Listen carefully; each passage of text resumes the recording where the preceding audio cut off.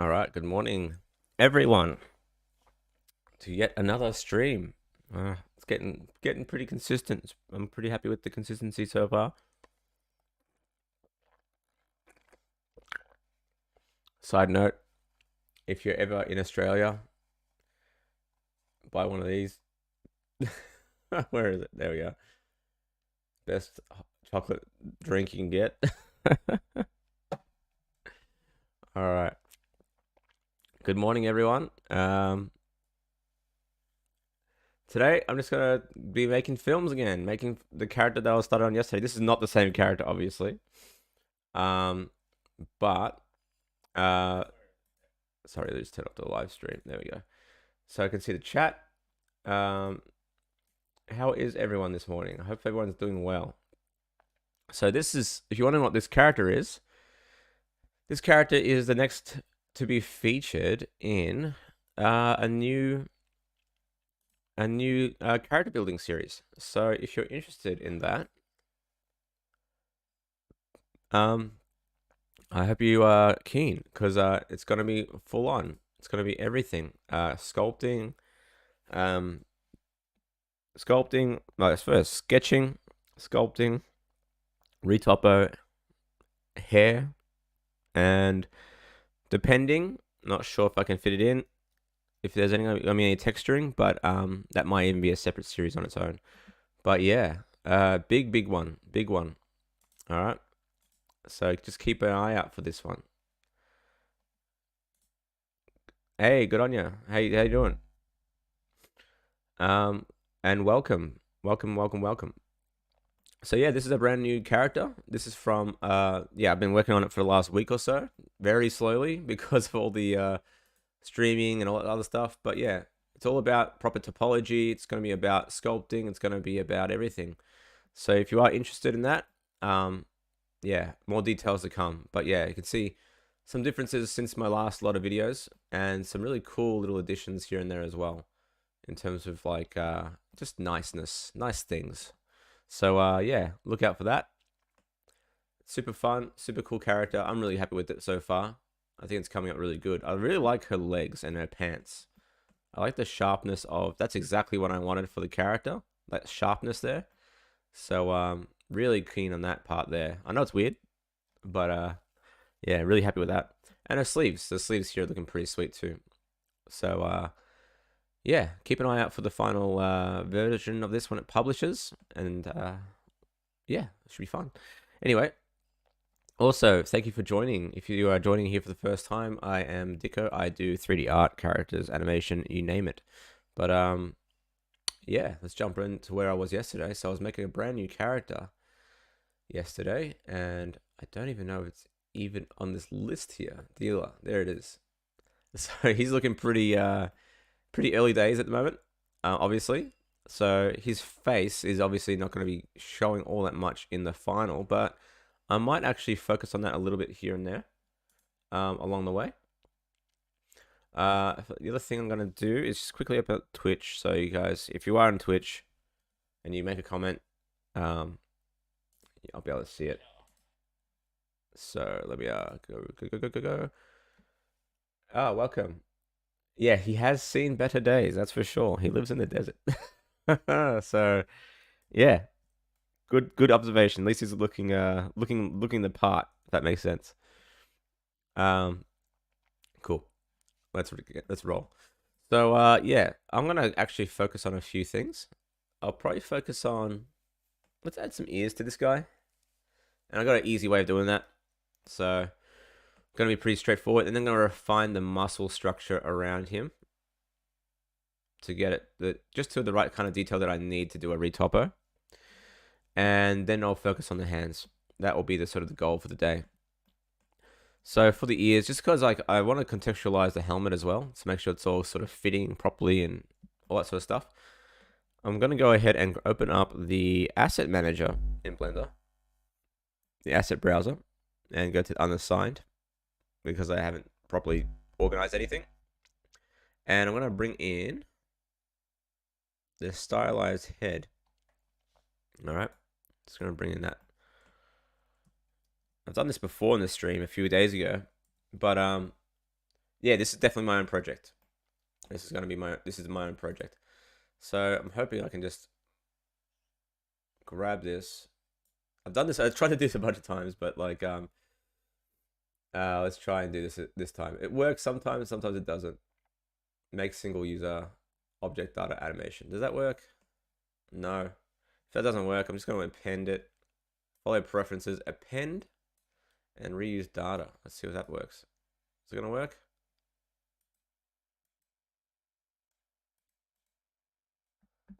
No. Classic. So this is what the thing about the streams are all about. Yeah, eerie, right? Yeah, it'll get better. It will get better though. Collection relations, library override, assets. So maybe if I just click it and then do it. Object.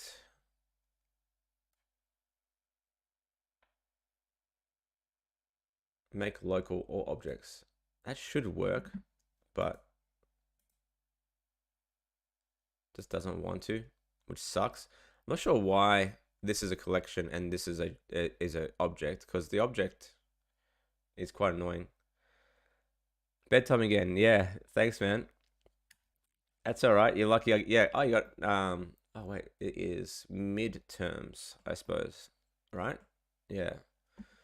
What I'm gonna do here is in this asset manager here, I'm gonna go into the original version of this and just assign their head as an asset itself, because it's just shitting me. So what I'm gonna do is open up the file as it is, open. So don't save this for now. I'm gonna go to the documents folder where I've saved all my assets for Blender.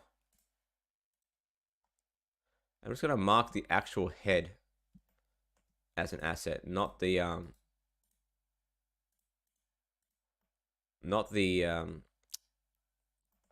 eyes as well. So see how we have here the head stylized. If you just go into this, and this is already been marked as an asset. See how this one hasn't been marked as an asset? Doesn't have the little book there. It's gonna go ahead and just mark as an asset. That way I can just import this properly without worrying about the eyes. I don't want the eyes after all. So there we go, save that. Okay, I might do the same thing with all the heads because they might be useful as well.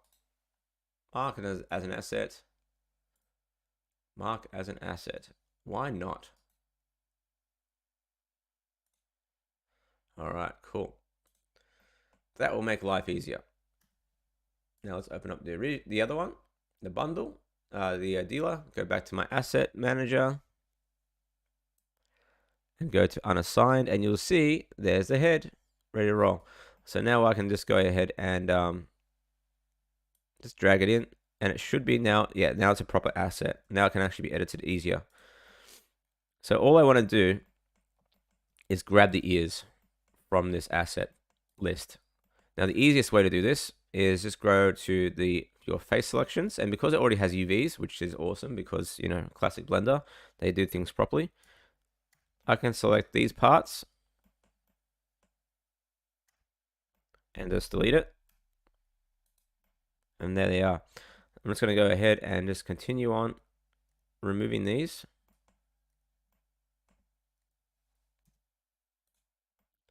And now I just got the ear. Looking for a new job when home. I don't know, but the game I participated in comes out this week, and I'll be in the sun watching the reviews come in. Nice one. That's awesome. What's the game? Am I allowed to know? All right, cool. So I'm just going to bring the ear down. Now the ear, I'm not really going to worry about stylizing too much, but just enough to get his ears are way huge here. The asset thing works by you have to mark the asset and have it detected in Blender as a library, as the file as a library. So that's how it works basically. And once it's marked as a library, you can assign it inside of Blender by default preferences, and then you'll have access to whenever you need it. That's basically how it works. All right, so I'm just gonna bring that in like so. Now the way I'm gonna do the characters in this episode are gonna be a little bit more traditional in some ways than how I did it with black curtain, the first one, because there are pros and cons to how I worked with the last episode. The stylization is cool, but like the management of the different parts of the body can be a bit tricky. And plus, because of all these characters going to have ears, not ears, masks, it's not going to be all that necessary to have like not geo nodes, but like stylized noses and stuff like that. So I'm just going to straighten that out like that. Give it a little bit of character. And that should be right. That looks pretty cool. Now I can mirror that. And now I'm going to apply that and join it to this mesh here. So now they're all joined. I'm going to go ahead and remesh that now. And now it's all one object. Perfect. And it also cleans up a few niggles here and there as well, which is cool. All right, and apply that. I'm also going to move this back because it's pissing me off. Uprising, it's on Steam for wish listing. Steal like an artist. Yeah, true. I know, right? Oh yeah, always looks better with ears. As soon as you add ears to something, like the alienness, the alien feel to something goes away pretty quickly. Uprising on Steam. Let's have a look this up. Oh yeah, cool. Well, I'm gonna spruik it because why not? Here it is. Is the one?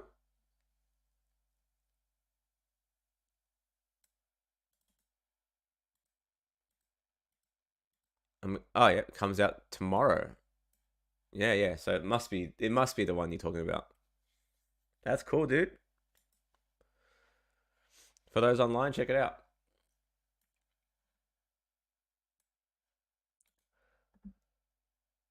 For retopology, do you do by hand or use an add-on? I generally do it by hand. The next series will go into this in very high detail. I'll be talking about it in a lot of detail. So yeah, I'll show you the step-by-step process of doing that. All right, cool. So the ears are in. Now we're ready to sculpt. So I'm just going to go ahead and grab my driver again, make sure it's on the right screen. There we go. And we can start sculpting again. So let's just jump right in.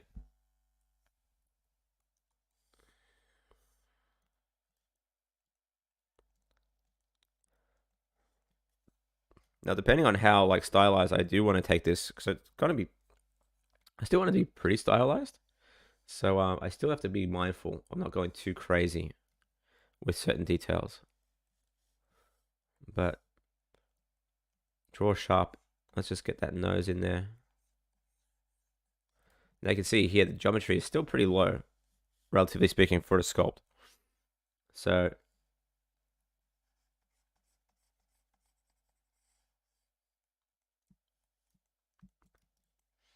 keeping that in mind as well. Let's just get that going on there. No, I don't want to. He still has to look kind of old. I did the dog vest and some other stuff. Yeah, that's awesome, dude. Yeah, of course. It always feels good to get paid for what you do creatively. Cool. So I'm just gonna do the eyes. I'm not gonna actually put any eyeballs in there. I'm just gonna was it infer the eyes here with the eyelids.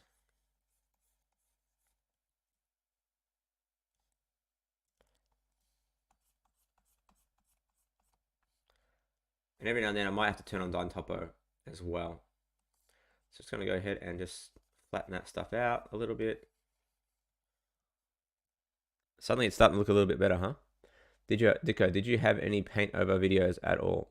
As in, do I have any paint over videos? Like painting over someone else's work? Like doing like a draw over? Or more like Is that what you're talking about? Like refining someone else's sculpt?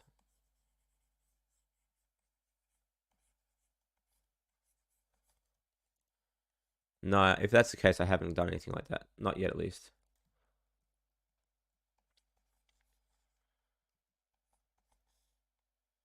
So I'm just gonna soften that out a little bit. I might actually turn on Dyn Topo here and bring out the pixel res to 5. And Dyn Topo is good if you have the computer to handle it, I guess you can say. Because it just saves you just having to worry about. Oh yeah, for sure. It's always good to like get into the passion part of the industry, you know, the part you're really keen on.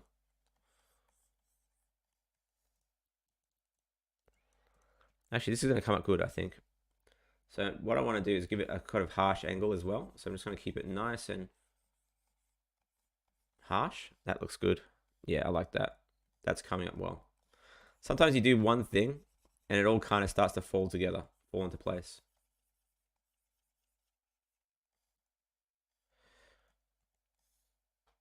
All right, cool. So I'm just going to go ahead and crease that.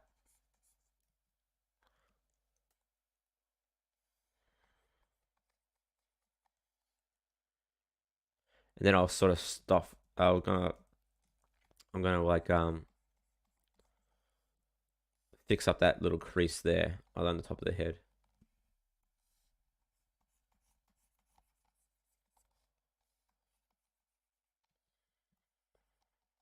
There we go.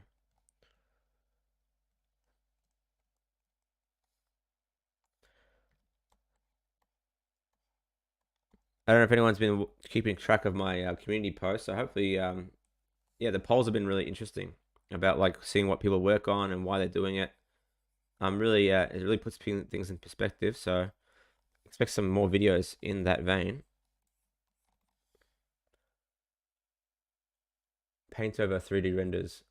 Oh, right. Like as in like, yeah, like refining a paint over. No, no, I don't have anything like that on YouTube.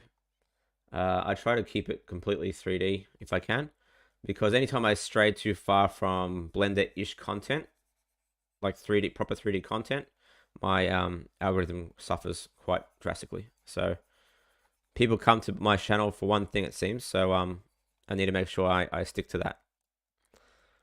And I'm not a big fan of just doing concept. I'm not a big fan of being a concept artist, so to speak. Like I don't like doing 3D things, 3D images that just are images. I always have the goal to animate in my mind, which is why I never just do straight up sculpt videos because I just don't find it very interesting. Like, what's the point? Like, in my opinion, I mean, other than just practice, but yeah, I don't find it all that satisfying personally to just sculpt and that's it.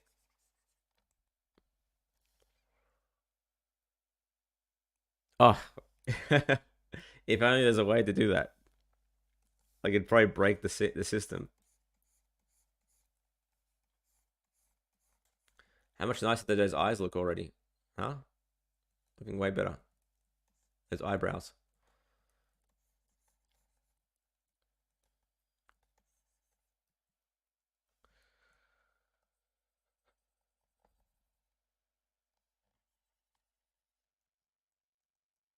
I assume that Henry D, you're keen on just sculpting mostly, or is it you got plans to do other stuff like animation and stuff too?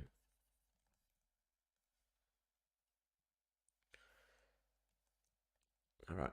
So he's looking a little bit old, which isn't bad because he's meant to kind of look emancipated of sorts. Voluntarily emancipated, mind you, not impoverished or anything like that. So let's get some details into his bridge of his nose.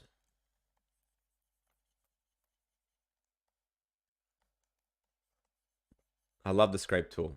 That's what I want. That looks good. So I'm just going to close this off for now. That looks cool.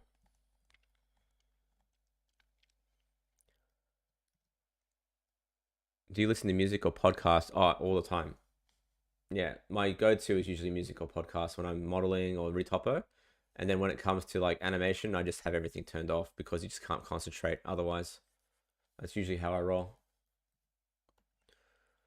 That's the worst thing about animation is that you literally have to work in silence sometimes and just take in the sounds and shit that what you're animating to. It's just sometimes it can be pretty maddening.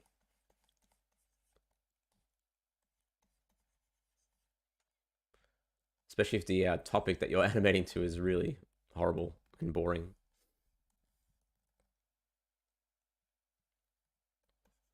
I'm gonna give him some lip. Gonna give this guy some lip. Why not? They might be wondering why the hell am I doing this if I'm gonna cover him up with a mask. The answer is I'm not quite sure if you might end up showing his face at some point. So maybe I'll just have a backup there just in case, you know? I'm not gonna do any retopo on his face, so to speak. But I'll keep it in mind when it comes to future stuff, if that makes sense.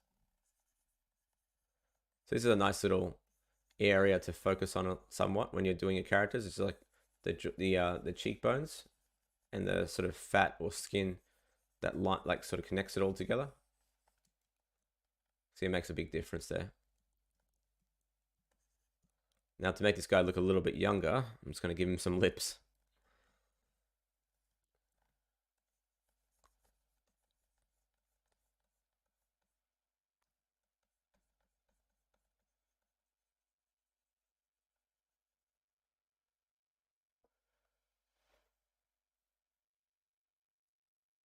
All right, yeah, cool. So yeah, I think doing paint overs on animation stuff is good for concept development, but I'd say like if you're planning on just going straight into animation, you're better off just refining, like having a look at the mesh and then sort of, I don't know. You can do a draw over, but I wouldn't go so far as to make a massive paint over because if it strays too far, you basically end up having to redraw the whole bloody thing, remodel the whole thing, you know. That looks better.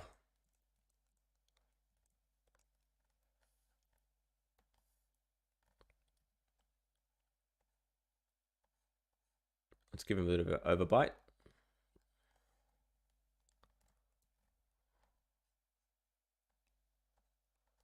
That looks cool. Caught the screen before 8 o'clock. Yeah, nice one, man. Let's do a fun challenge one day. But we both do a studio a cool sculpt. Yeah, you know, always looking at opportunities to collaborate. I think let's get as I get more, especially as I get more and more into the sort of the YouTubey collab space. I guess you can say come in contact with more people. You know.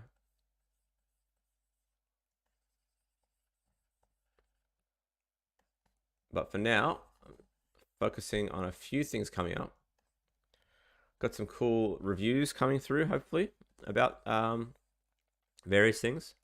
Also, how many people here are actually into game development or animation? Because there's a book that's come out that I received that I'm going to be doing a review on. That's amazing. It is actually really, really cool.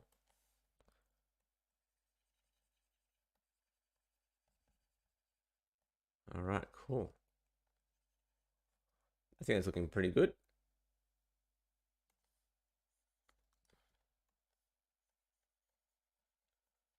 Let's sharpen up those lips. And suddenly he looks kind of normal, you know? Good evening, Dippo. Thank you. Oh, no worries, man. I'm glad you're enjoying it. You have no idea. Oh, my pleasure. I'm glad they've worked out for so many people. And I'm hoping that the new ones that come out really do help out as well.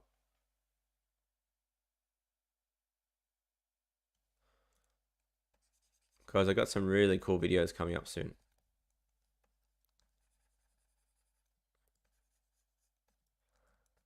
All right, cool. That looks a lot better. All right. Obviously, I can add a little bit of fat here. Let's just add a little bit of fat there. Or add a little bit of skin.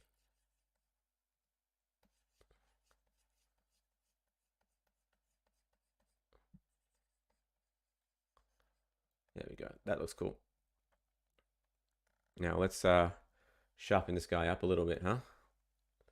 Any advice for younger animators? How young are you? Firstly, I guess in terms of tools, you have everything at your disposal nowadays. So the question is, what kind of animation do you want to do? Because the problem with a lot of studios is that they don't really hire unless you know they're hiring for a job. Basically, they're hiring you for a job because they have a contract to do something, right? So ask yourself, do you want to be a character animator for cartoons? Do you want to be a character animator for realistic films? Do you want to be some kind of animator for like animals and stuff, creatures, and then sort of hone those sort of skills? I'd say if you're really fresh at animation, try and find things you can actually practice it with pretty easily. So if you're not really familiar with humanoid animation or like natural looking animation, I'd say start off by animating a short animation or a series of short animations with machinery, like robots and stuff, because you can get away with a lot more and you can learn the very basics doing that.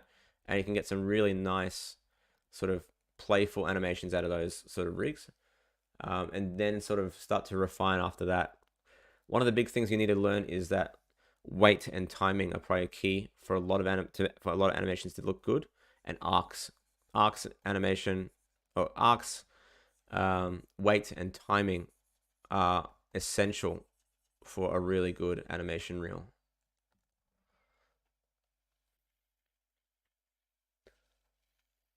What can you do by accident and try to remember it when you want to do it on purpose?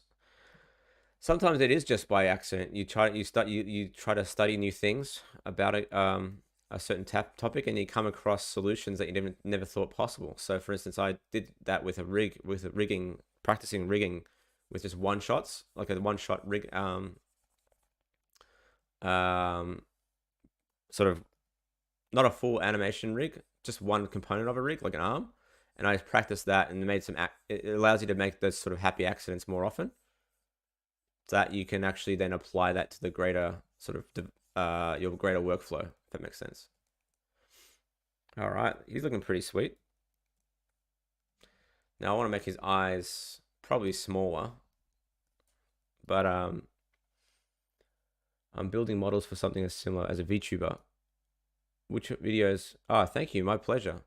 I really want to do some videos on VTubing because I did a very simple job early in the year just to practice the idea of doing VTubing. And yeah, it was really good to learn. So I want to actually share that knowledge a little bit because there's some plugins that make it just so much easier. All right, cool.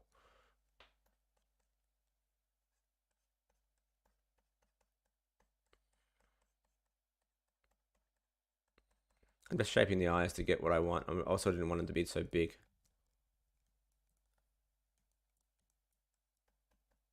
Oh, yeah. Droopy eyes, I think, would be cool. That's cool. I like that.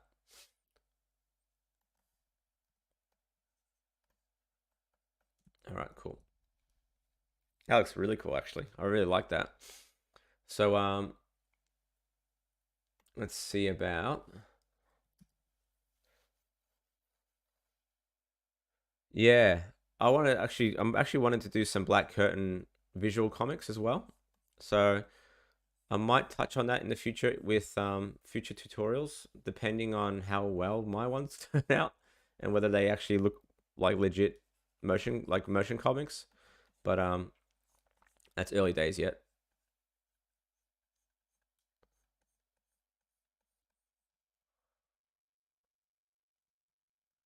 All right, don't want to go too old looking, so I'm just going to smooth that out just a little bit. But I will crease those areas. Let's get that going. Crease, crease, crease, crease, crease. And now it's sort of starting to look a little bit like the style that I'm feeling about when it comes to the animation. All right, let's just go ahead and add some thickness here. and then I'll sort of flatten it out again.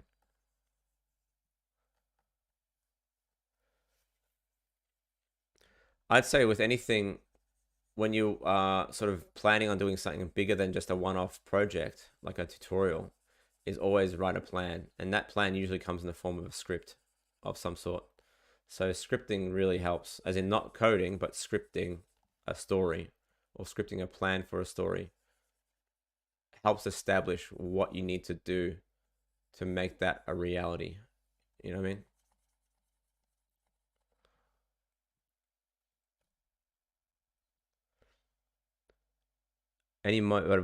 Any advice for motivation? I think the motivation question again comes down to planning. So I've noticed that when I have a plan, as in like when I've written up a spec or a goal for what I need to do, so usually that is a screenplay. So I'll write a script, I'll get an idea down on paper and say, okay, that's really cool. Um, I then feel motivated to try and get that to be a thing. So for instance, I wrote this script in February, I think, for the next one. And straight away, I felt motivated to work on it. Like I wanted to do it straight away. Um, that being said, like, I kind of did actually. I did a concept on that spaceship to see if it would actually work in terms of a style, and I was really happy with that look. And now I get to refine that further when it comes to actually doing this film. So I really would suggest that sort of thing going forward as well. Is like, yeah, getting some sort of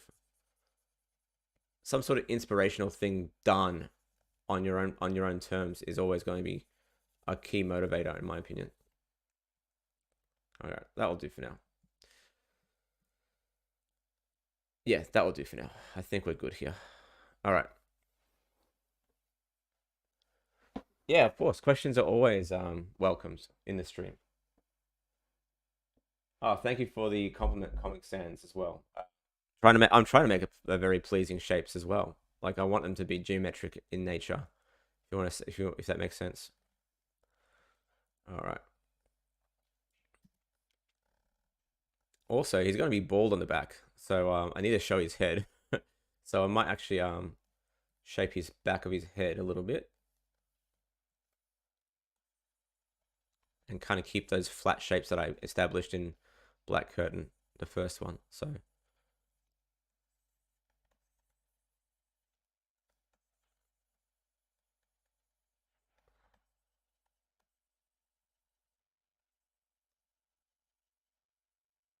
there we go. Yeah, I think that will work. And I'll flatten up the top as well. And of course, if you feel like you are enjoying this stream or whatever, or if you're enjoying the content that I've been producing lately, please feel free to drop a shout out, a super chat, a super like, whatever. Helps me continue to make these videos because I'm trying to make this a full-time thing. Trying to make your support translate into films, basically. So the more support I get, the more often I get to work on these sort of things. So any support would be greatly appreciated. Also, I've also opened up memberships on YouTube as well, and that's just going to get more and more interesting as I start to produce some very important content coming out soon as well. So exclusive access to to certain things like tutorial content and stuff like that. At least early access as well. All right, cool. So I think I'm going to keep it at like that for now. Let's see. Just going to pull the back just a little bit. Now making sure that I have the top edge turned off because that really lags when you start pulling meshes around. Like that. Let's just pull this in like that.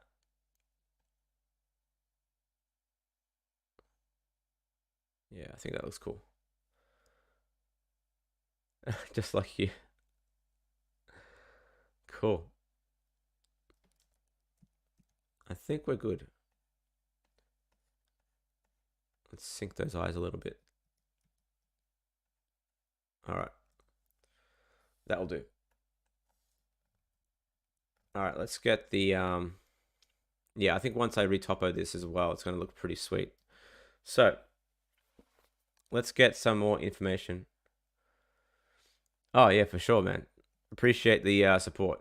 Even if you just subscribe and stuff, it's always going to be useful. All right, sculpt mode. Let's go ahead and do some more arm stuff.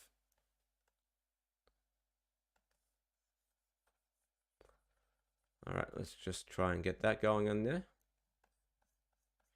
Now, one of the big sort of challenges when doing detailed muscles and stuff like that is whether or not to do that through texturing or do that through geometry. And sometimes you got to balance both. So in this case, I have a goal in my head about trying to avoid to use subdivision modifiers on characters this time round. I really want it to be carried by the geometry that I model. Not only because it will sort of force me to be more stylized in my approach, it'll also be much more faster to operate and much more performant. And I won't have to worry about certain things because I want to try and use certain modifiers that do rely on certain poly counts to work, specifically around surface deform. And it doesn't work very well when you are constantly having to turn off and on your subdivision. It just basically breaks the modifier. So I really want to try and work without it 100% if I can.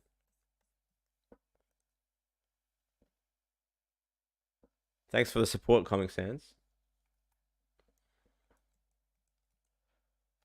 All right, cool. That's already looking a lot better. Let's try and get this looking a little bit more bulby.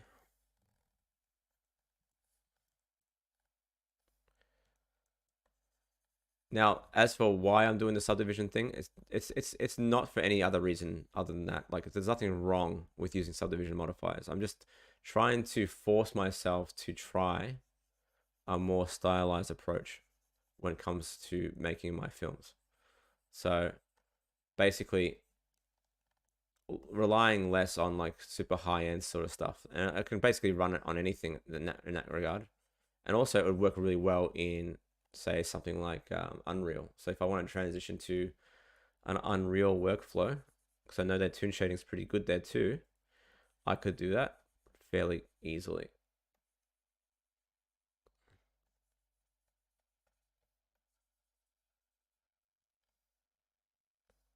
All right, so let's get that tricep in there.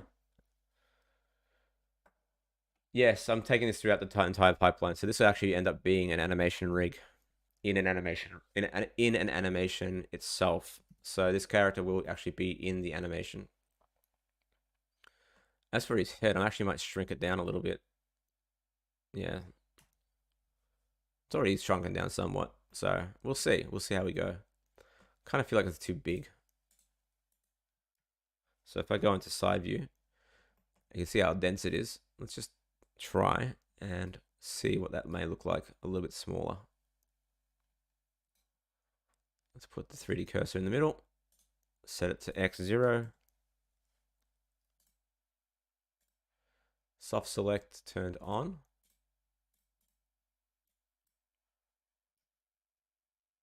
Might even work. Probably should have saved first before doing that. All right, cool.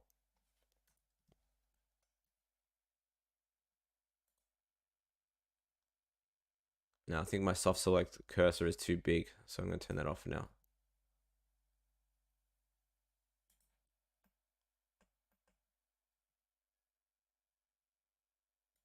And now if I just, don't know if I'm going to crush his head a little bit. I'm just curious about whether or not this looks any good.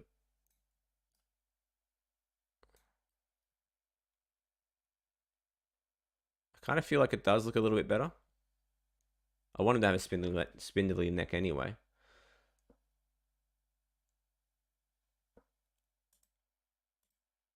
All right. I think that actually does look a little bit nicer, a little bit smaller. So I'm just going to go ahead and smooth that out now.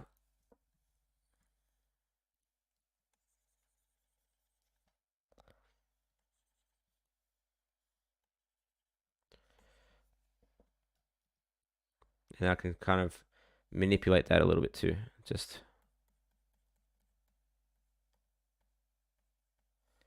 yeah, that looks cool. I like that now. Now his head feels a little bit too far.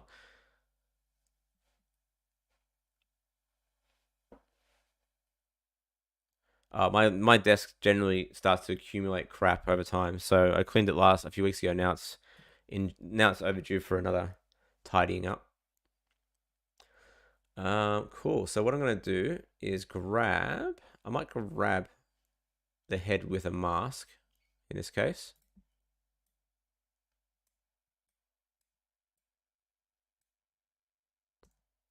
And then use the masking tool brush to do a softer transition.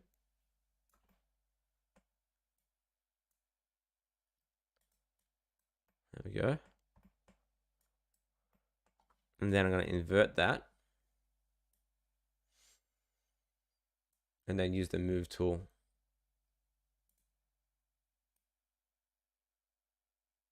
That's, yeah, that looks a lot better. Kind of got that ostrich sort of feel to it. Now that looks, yeah, I like that. That looks better. A bit broken, but on purpose broken. I like that. Oh yeah, true. Cheers, man. Appreciate the support. TLD, that is. If I need the help, I'll let you know. All right, let's get those triceps in there. So the triceps are the back of the arms here. So look up some reference.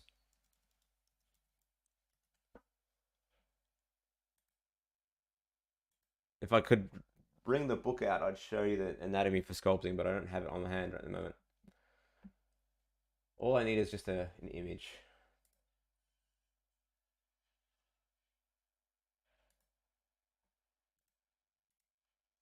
So I found an image, it'll do. Yeah, that's it. Doing it intentionally. That's the big one. So what I'm going to do here, sculpt mode, remove the mask.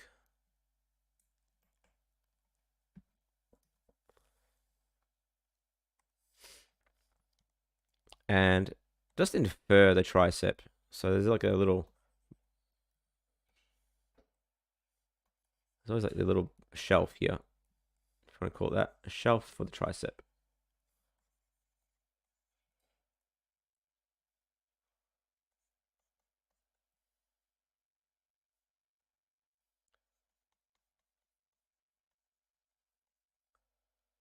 That's all I really want.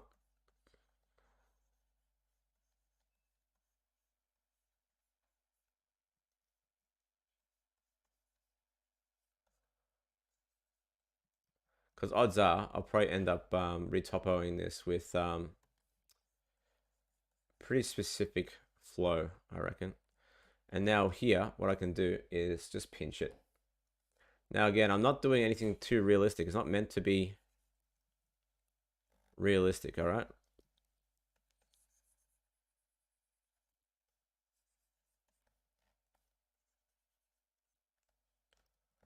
Then I'll just sort of get that shoulder, that elbow in there.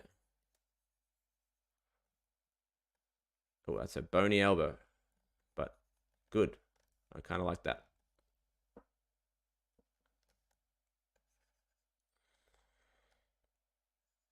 All right, cool. I think that will do. Yeah. All right, cool. So going into this area here, I'm just going to give it some detail there. And again, I'm not going too realistic here. I'm not counting the amount of ridges that this thing has or anything like that. I'm just literally doing an inferring, that is. That'll do. Just to show some ribs. Yes, I have. I've been using Dyntopo this morning, actually.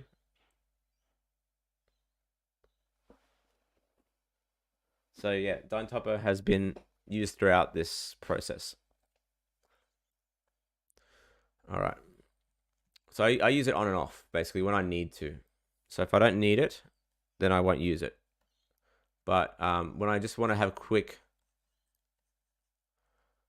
results, without having to sort of remesh things to get a denser geometry, then I'll use it. But it's definitely a circumstantial sort of thing.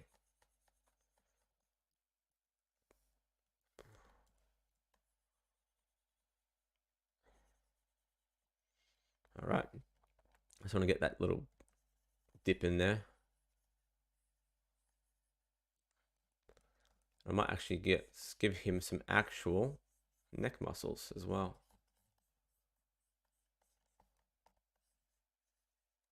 They all kind of join up around here.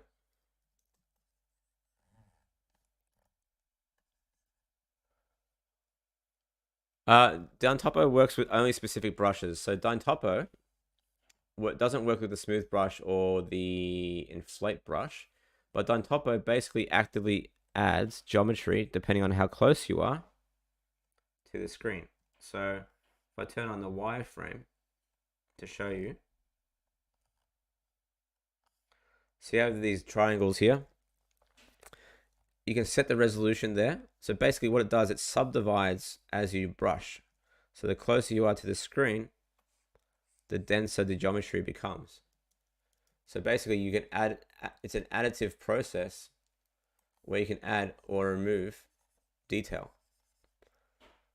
So the great thing about this is, say if I wanted to really get some detail in this area here, I can start to sculpt in extra geometry that will allow me to basically break that in. And it comes at the cost of density, geometric density, but you get the detail. So that's the reason why you would use din topo. So if I just turn that off now, you can see that I can now really get those creases in there if I really want to.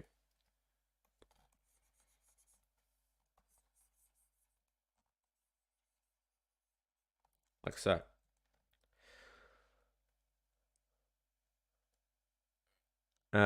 By default, yep, that's right. Nice work, Hina. You already answered my question. Chris Vibe, I just bought a model. I see shaders in the material properties tab, but how do I apply it to my character? They should already be applied, I would say, if they're already in the material properties tab.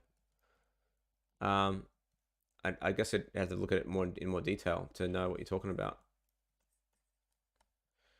All right, cool. So let's go ahead and soften that out a little bit. I'm going to add a few classic things in the chest. Now, these sort of things I would actually add in a texturing pass, but why not just add a few stretches. Bit of sinewiness, sinew, little sinewiness. There we go. And I'll just sort of really just gently I don't want to make it too obvious in this case because I'm not gonna really bother about that. So for I'm gonna add some nips now. Let's add some nips.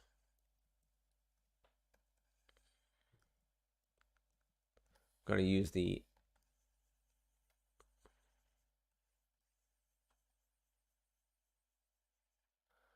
and then we can kind of just flatten that out a little bit and then add a little bit of that going on.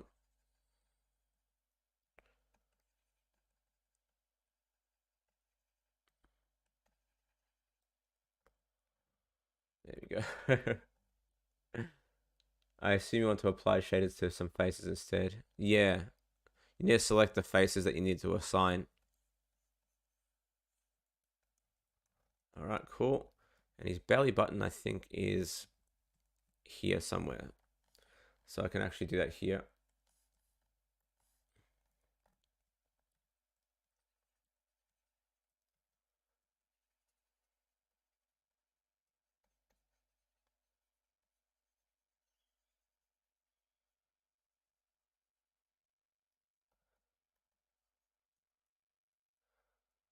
And then I'll start to crease certain areas.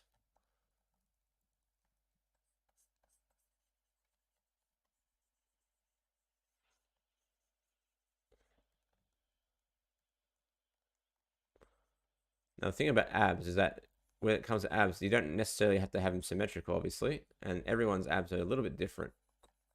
So you can play with that. If you want to make asymmetrical abs, I would go ahead and do that through texturing. But that's a bit too bread toppy for me, so I'm going to soften that out. I'm actually going to keep it as is and just be a bit more softer.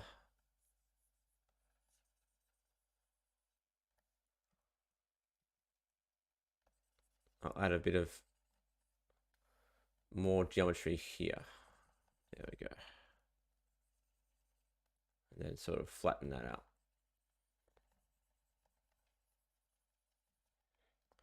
So again, it depends on your stylization approach. And that could actually make it worse sometimes. It's like this is too much. Yeah, I like that better. And again, I'm kind of making it up as I go along. All right, cool. I think that's pretty good for what I need. All right. I think I'm getting a Euler problem when I use paste X flip pose from one hand to the other. How do I fix that? You may have in your other side of the rig, you may have a discrepancy in the bone roll. So your bone roll on the left side might be a bit off. Or the rotation orders on each side are out of whack as well. One of those two. Okay. So we've got that body. I think it's good enough for what I need.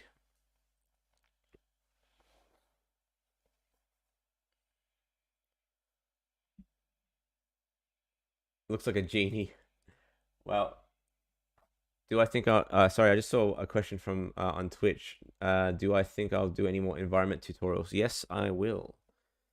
I will be doing a lot more environment tutorials going as I get more into this film. I think I'll be doing a lot more, either that or live streams, that's for sure. Yeah, no worries. All right, cool. Let's do the hands. So the hands are going to have a certain look to them. And the problem when you do the hands at the moment, let's turn off the mirror at the moment, is that if I try to remesh this, there's not enough scale or resolution. Let's just apply the rotations first.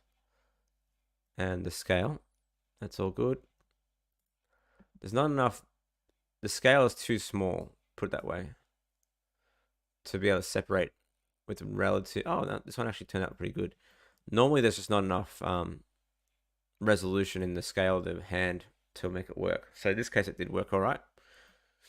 So what I'm going to do is remesh that, save, and then in sculpt mode, under the settings here on the tool, if you go down to symmetry and push symmetrize, it will symmetrize it. But right now it's not working because I think we need to set the settings. So in the sculpt mode, this is another stupid thing about the symmetrize, is that it's negative to positive when it should be positive to negative by default, I reckon, because everyone works left to right, or right, yeah, left to right in 3D, I find. Symmetrize, and now both sides have been duplicated, and now I can sculpt. So I'm not going to join the hands just yet to the geometry. I'm going to do the hands first, and then I'll worry about the detail after that. So now, one thing I want to do before I move on, of course, is go to front faces only in the settings. And then I want to start to inflate certain areas. So I want to inflate the thumb, for instance. And done top is turned off at this point. I want to inflate the thumbs. Right? And I want to inflate certain areas. And now I'm going to go ahead and do a quick smoothing pass on that. Now I'll probably need to, yeah, I'll have to remesh it again. to fill the gaps. So I'm just going to go ahead and fill some gaps as well in the geometry.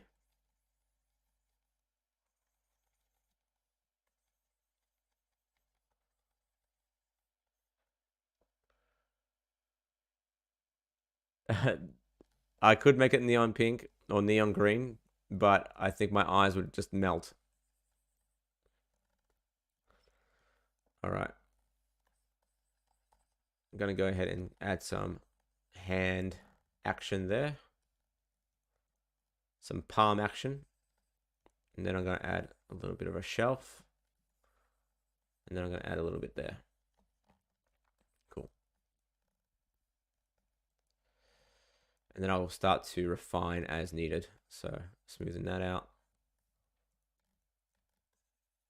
Now, when it comes to anything sculpt wise, it is basically a judgment call on how when to call it quits on the sculpt and when to jump into your retopo. I'll talk about that in my next few videos. But just note that in general, you want to get to a point where at least when you go to soften things out or retopo things, that you have all the elements you need to move forward. So I'm just going to go ahead and get that going. But I am going to do a remesh on this very quickly. Another remesh. Because that got some creasing there in the hand that I want to fix up. All right. Also need to sort of join up those areas. So I'm just going to try and get that looking nice and chunky in the right spots. All right, cool.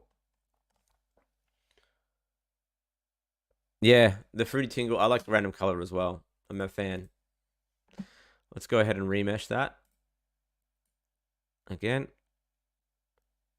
just to give it a bit more consistency. And you can see now it's looking a lot better.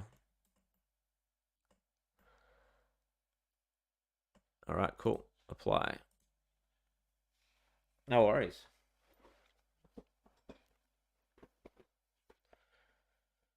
Okay.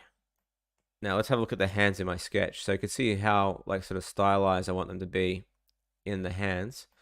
So I want to keep that sharp look, which I don't really want to change in the fingers so much, but I will change the way that they sort of curve up and down. So basically I'm going to go ahead and add geometry at the tops, or even just pull it. I can probably just pull it just to sort of get that sort of shape that I want. And then I'll refine afterwards.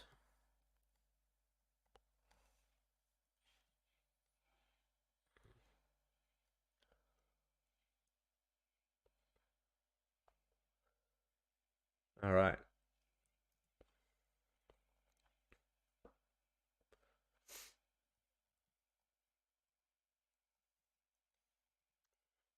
Let's pull this out like so.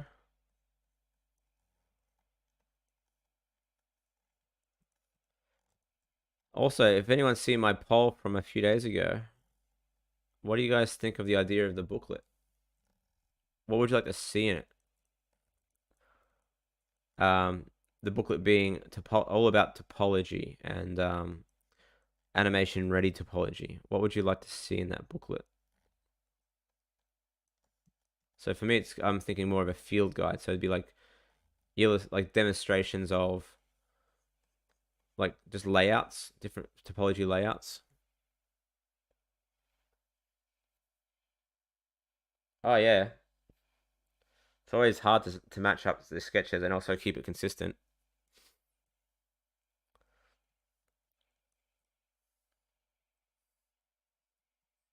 All right, so here I'm just going to try and bring in the view here and sort of start to scrape away some detail there.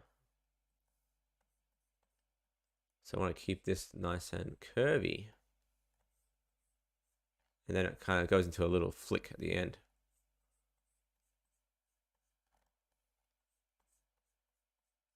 That looks kind of cool.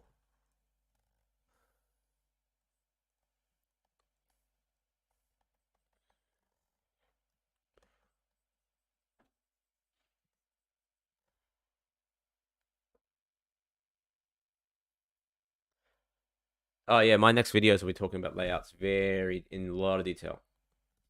A lot of detail. So keep an eye on those for sure. Because they are absolutely essential. Like getting a good reference or building good reference for animation is absolutely essential. All right, cool. So what I'm going to do here is bend out the palm a little bit to get this action going on. I'm also going to bend this down a little bit to get that going on, and then I'll kind of sharpen that up a little bit.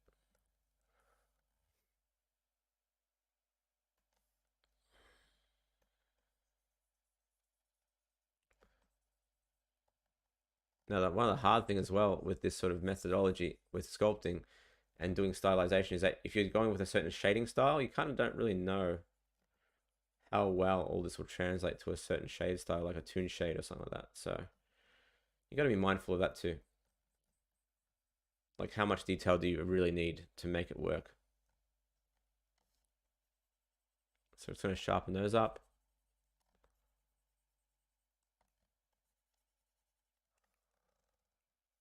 All right, cool. What is my stream schedule? Every morning from Monday to Wednesday, 9 a.m. Australian Eastern time, Eastern Standard Time to 11 a.m. That's my general schedule.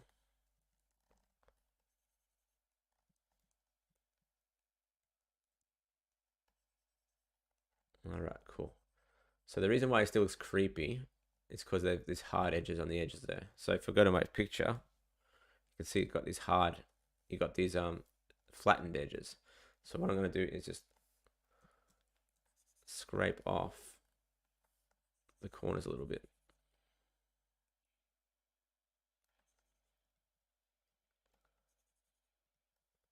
So I might do that using, I should be using the scrape tool.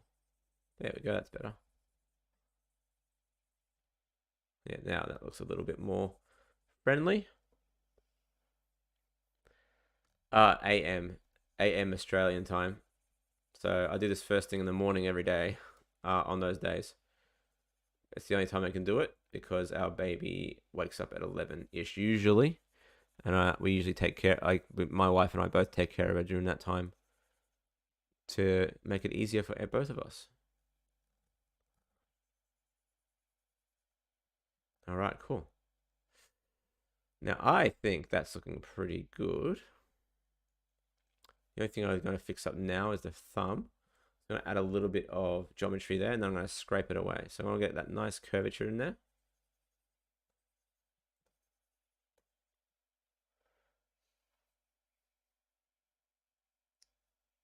Yeah, don't worry about a fancy tablet just yet. Just get a good cheaper one. XP Pen, Huion, they both have good cheaper tablets. Don't worry about the Wacom stuff because it's a waste of money if you don't end up using it. And nowadays the difference is negligible, I would say, relatively speaking, in terms of quality. It used to be different, but nowadays it's a little bit more complex. All right, cool.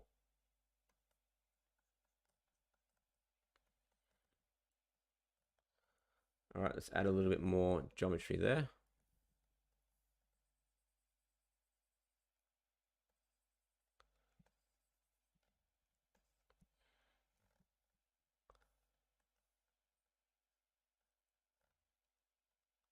All right.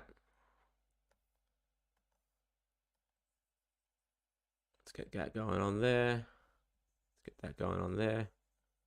And I think I'll be happy with that as a guide going into my next phase of retopology. I reckon that would be good enough. Yeah, I think that looks pretty good. I think the only thing I'd say is that the thumb looks a little bit small in comparison to the other fingers.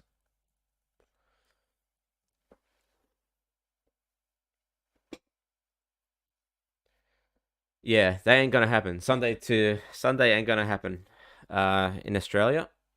But but yeah, for Americans, it's Sunday to Tuesday in the evenings. That's correct. All right, so because the thumb is a little bit small and I can't be bothered trying to use sculpting tools to grow it, I'm going to go into my edit mode, grab what I need, grab the 3D cursor, and just scale it with some soft select until it feels right. And that feels about right.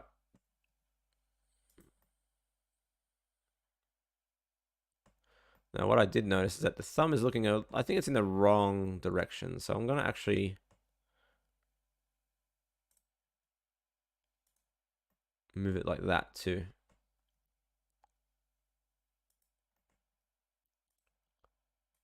Yeah, that looks a bit more pleasing.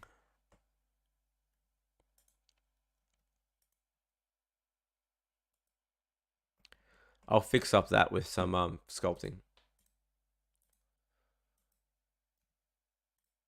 So you can see it's completely busted at the moment, but that's all right. We can fix that pretty quickly.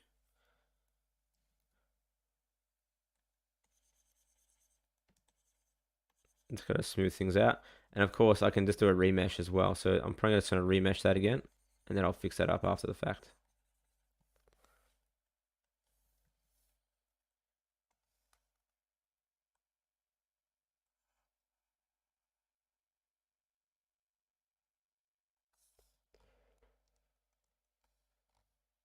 Mouse does still work, but it will F your hands up eventually. Eventually, it will screw your hands up massively. And you don't want that. You don't want that at all.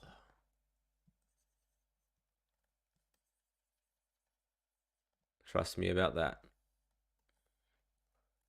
When this guy wakes up in the morning, do you think he drinks gasoline or napalm? He kind of drinks, I'd say, well, he drinks cigarettes, that's for sure. Um, for one. Uh, so that might be his first port of call. So it's going to be that. And then as for napalm or gasoline, it'd probably be closer to gasoline if it's alcohol. So yes, let's go with the gasoline.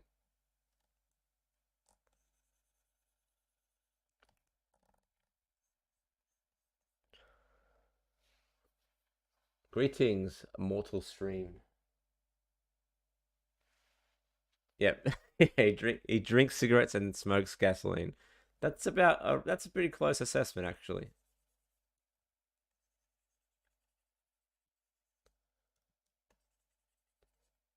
All right, I think I'm done with this part of the body for now. Yeah, I'm pretty happy with this. What do you guys think of the hands? Stylized enough? I think they're stylized enough. Yeah, I think that'll be fine.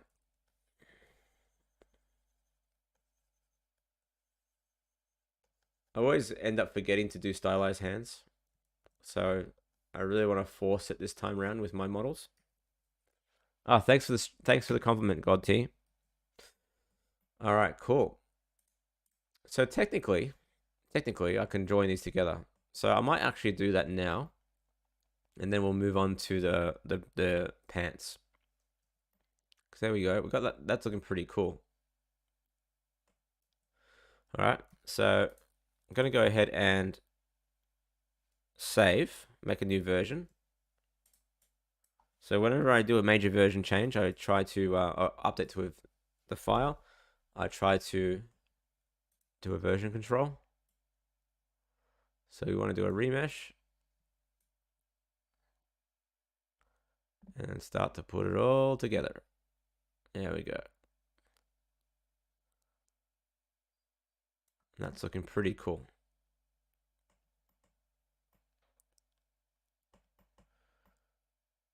Now, I just noticed that this hand, for some reason, didn't mirror. So you can see the difference. There's a crappy hand. There's the good hand. So what I'm going to do is, before I do that, I'll go back a version.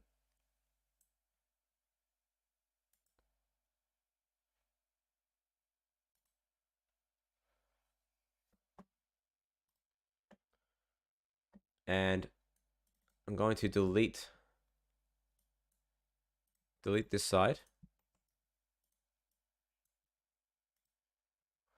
and then I'll do a fresh mirror. So what I'm going to do is go to my sculpt mode and then mirror it again in the negative. There we go, that's better. Now both hands look good.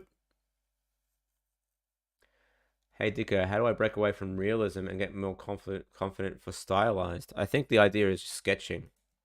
So even this, like doing the hand as an example, I've never been one to do like naturally sculpt stylized hands like this, or just create stylized hands like this off a model. The only way I can really force myself is by having this sketch here to use as reference. And that way it will force me to say, okay, this is how it's meant to look. This is how it's meant to look. And constantly remind myself, stylize, you know? Otherwise, yeah, it just gets a little bit, it gets too much. You get caught up in the details. The other thing is like just knowing when to quit.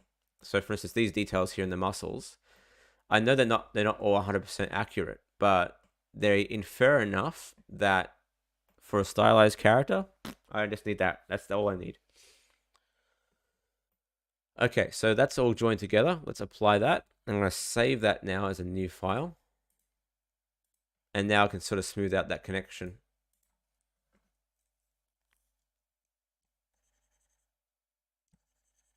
So let's just make sure front face only is turned on, because you can see here, this is what the problem with front face is turned off does. Fucking annoying. So have that only turned on. And there we go.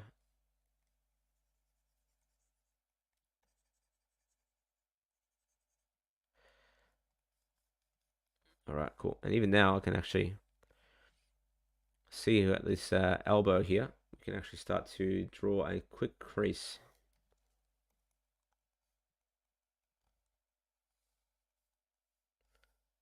Let's do it with this one.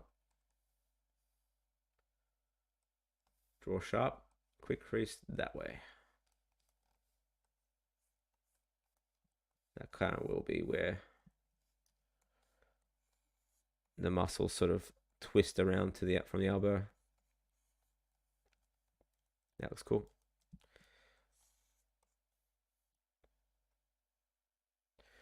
All right, cool. And then just a quick little scrape, just to give that a little bit more style. And a little smooth, and there we go. There we go. That will do. Cool. So the body is largely done. Let's talk about the pants. So the pants, again, I'm trying to stick to stylized. So whether or not the folds are accurate 100% is another question, but they should be inspired by realism, if that makes sense. So what I'm going to do is just sort of work with what I got there. I can look up like harem pants online and see what I can find as well. This one I'll probably just end up remeshing with the auto remesher because I can't be bothered anymore with doing that manually. It would be too much work.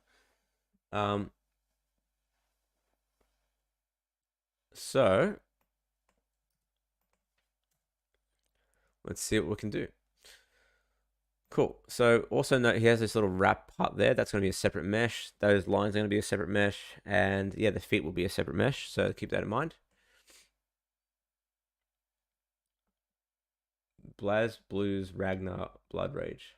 Don't know what that is. I'm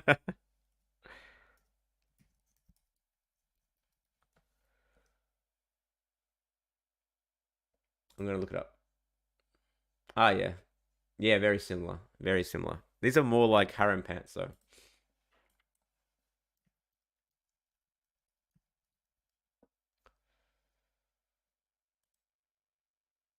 So I'm going to find some reference. So something along these lines, I'll show you. I think this is actually the image that I had it as reference originally. So something like that along those lines, I want to replicate. Okay.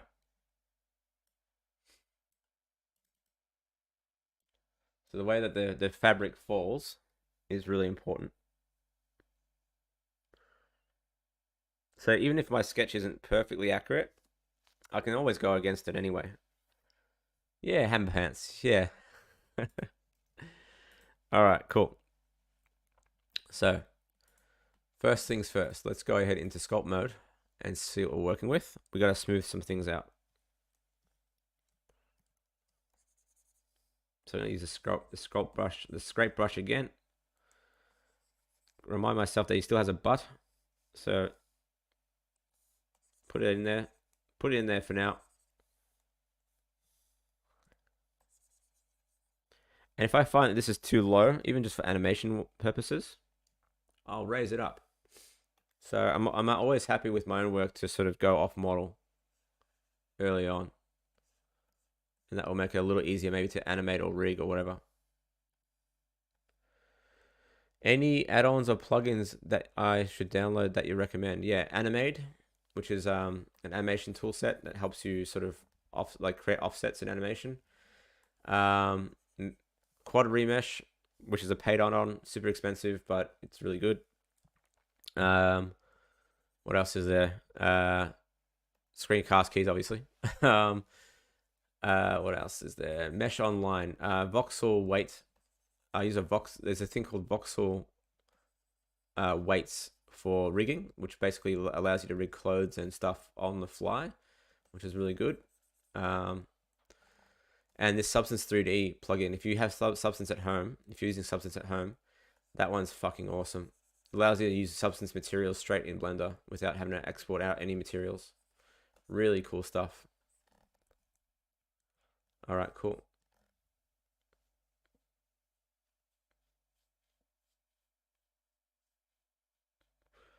Yeah, the blue tools I just use, they're just generative actually. The blue tools are generative. The red tools are just smoothing, and the yellow tools are for pulling and redistributing verts.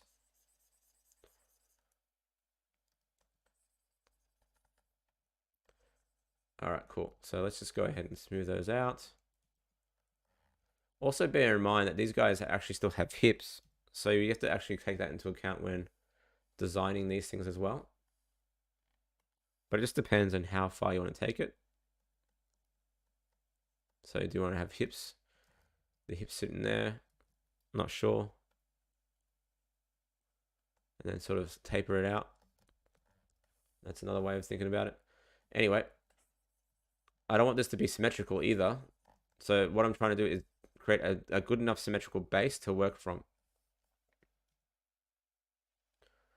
All right, so let's go ahead and flatten this part out.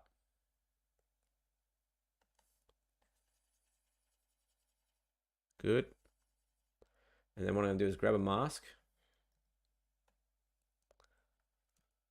and make it a fairly tight selection.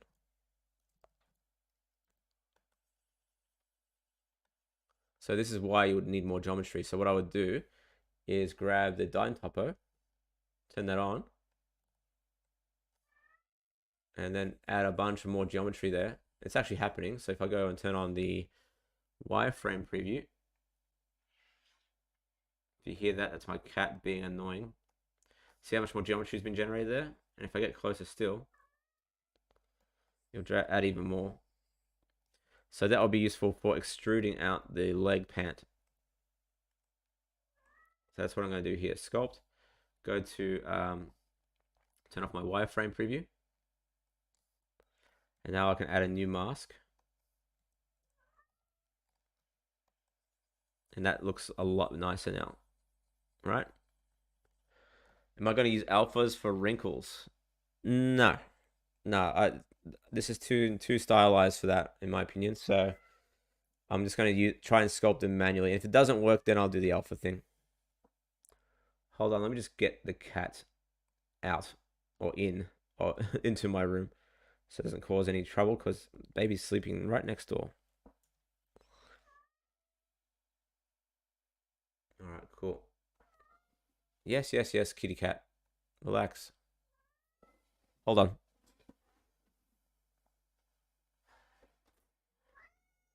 There you go. Come on.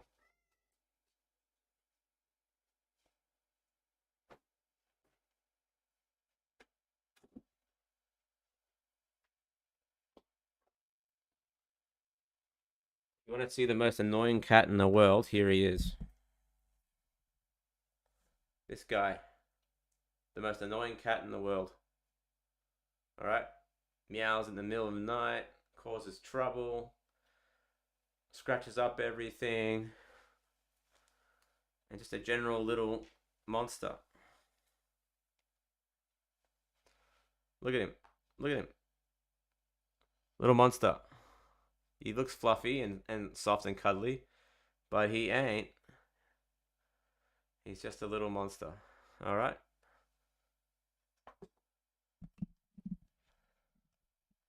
All right, cool.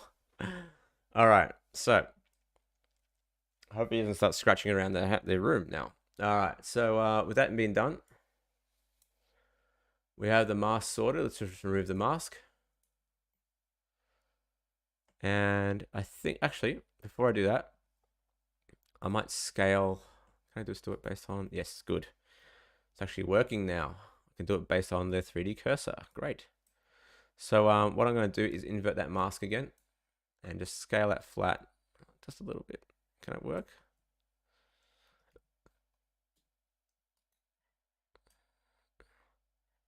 Yeah, let's just scale that flat. There we go. And then we can move that back up. Great.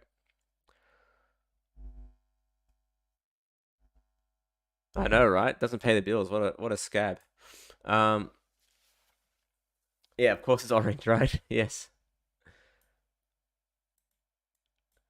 All right, let's clear the mask. So that's a good base to start from. Now, as for what I want to make sure is as well is that the silhouette is just relatively what I want. So what I might do, he's bending. I think he might be bending a little bit too much there. So what I might do is actually pull his legs back again.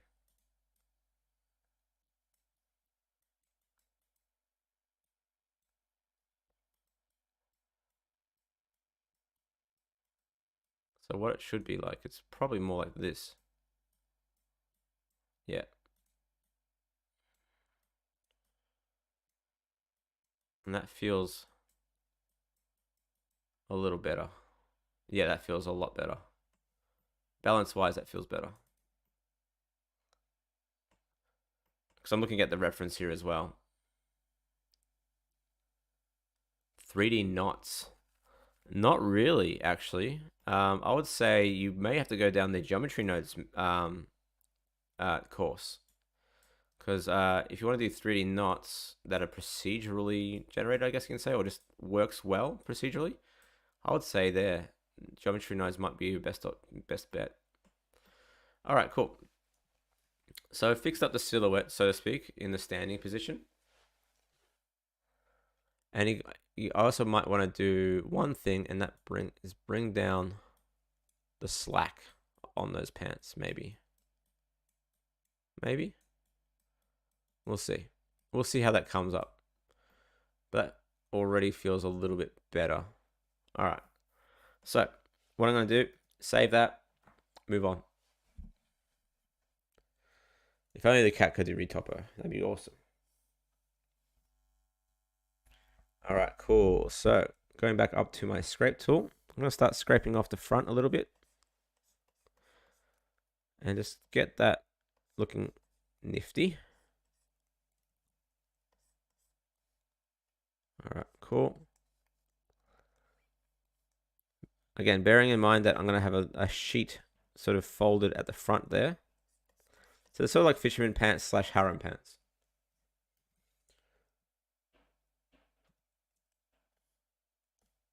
Yeah, it depends on really what your needs are as an artist.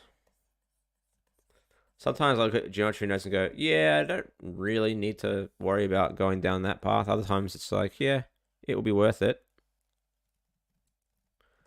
Right now I'm doing the hair for the next modeling series. And I'm like, yeah, this is like, I've been playing with geometry nodes. I'm thinking, yeah, this is way too advanced for beginners.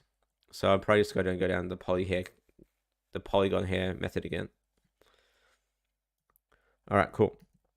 So that's kind of where I want to be at. I'm going to turn off mirroring at the moment and just sort of follow the contours of my reference. And I'm going to do it in very basic terms. So fairly strong.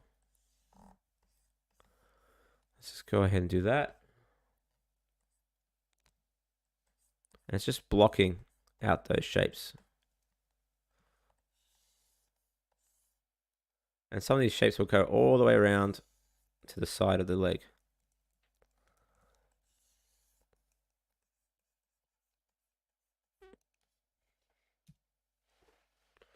And then really push out those details on the side here. Now I'll probably have to re-mesh this eventually.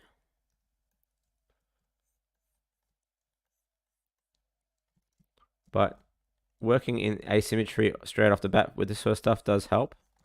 You can already start to see it come into play. Now I could technically go ahead and use the cloth brush, but I find it to be a little bit hard to work with. So going down here, for instance, I can go to drag and set it to rake or plane. And it kind of works. Kind of doesn't. That's too much detail. See? I mean, it does look cool.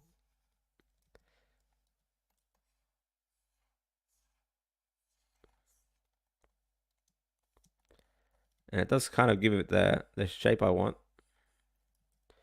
But yeah, you just got to be mindful that it does take a bit of wrangling, and it does take a performance hit. Oh, that's kind of cool. In terms of the way it works. So what you can do, even if you want to do it a little bit, you can mask out areas. So basically you mask out the area that you want to try it out with. So say this part here.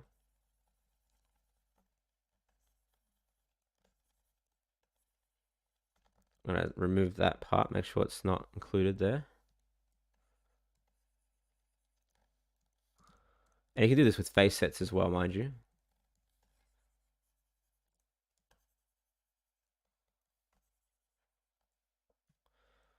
And I'm going to go ahead and invert that. And then use the cloth brush. And it'll be a bit more faster to use. Oh, that looks cool. Let's make that bigger. Yeah, that's kind of cool. So what I want to do here then is go to the brush and have a look and see what we can do about cloth mass, cloth damping. Let's bring that up a little bit, and plasticity, and see what happens. Oh, that looks cool.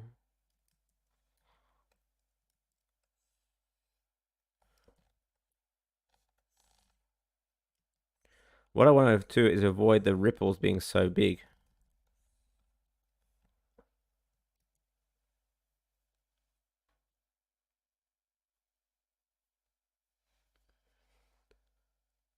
Yeah, for sure. When looking at the hair comments here.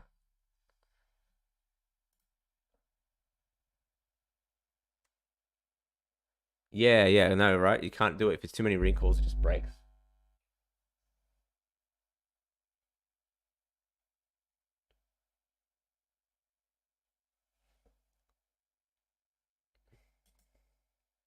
All right, cool.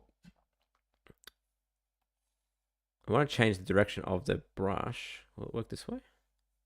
Don't know if the tilt will work on this. Oh, that's coming out good. I like that.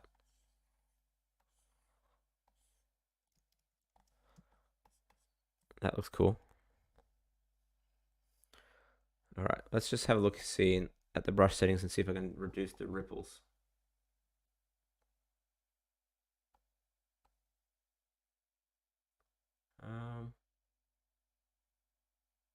Plane drag, grab, expand, stake. Can always try grabbing, and that will. Oh.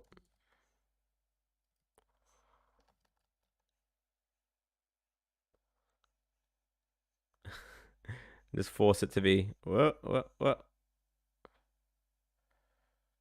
That's actually kind of looking kind of well.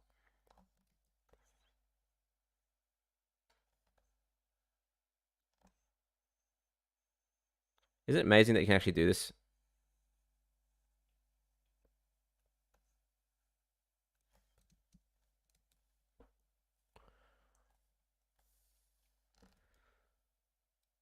Yeah, it definitely has limits.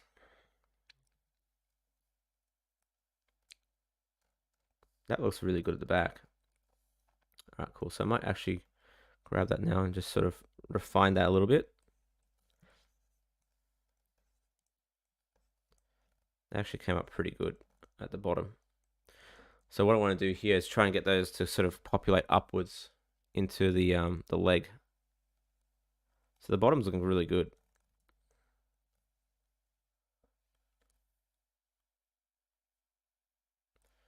You can do wrinkle alphas. I have wrinkle alphas already, but I just want to try and just do it without the filters just yet. Plus, the wrinkle alphas will just promote me to end up doing realism again, which is not what I want to do.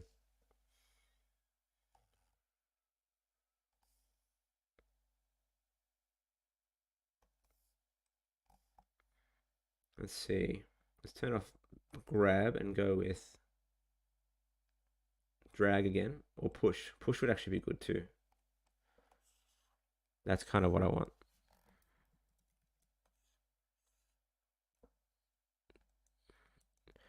All right, cool.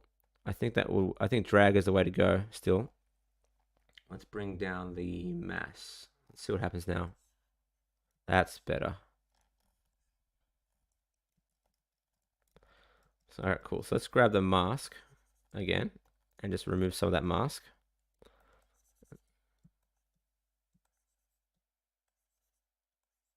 Why is it? Oh, it's on box mask. My bad.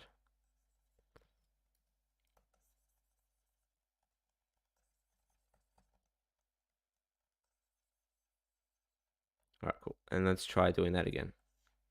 Yeah, that's going to work well. All right, so I might actually do grab in this case.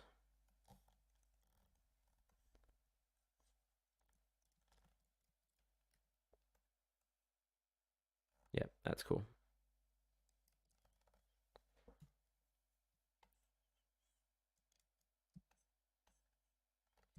Cool. And then on the opposite, I'm going to invert that mask and do the same thing on this side and hope for the best.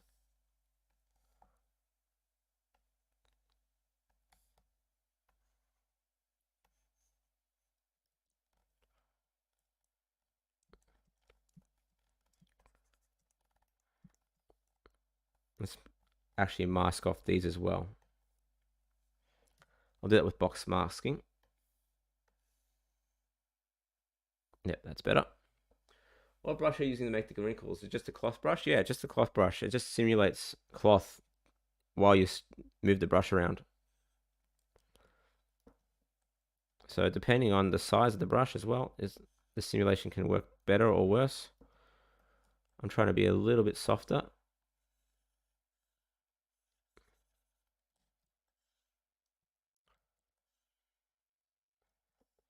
I just don't want it to be as strong. So the wrinkles are too strong here.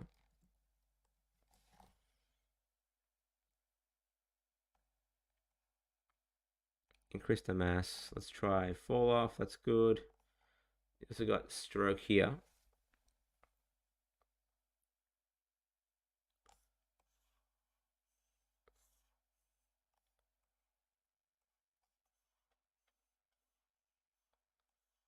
If you hear another knocking, that's the other cat.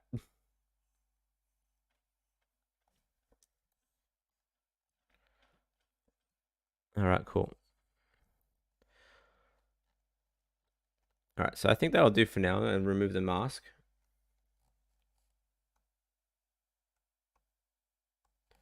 So this is the only thing I don't like about the cloth brush is that you don't have the same level of control as you would just by using alphas and just by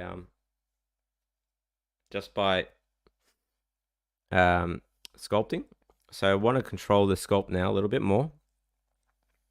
So what I'm going to do is grab my draw sharp and start to control I set it to plus instead of minus. Start to control what I'm sculpting now. See that? That looks a lot better now. So just starting to control the curves.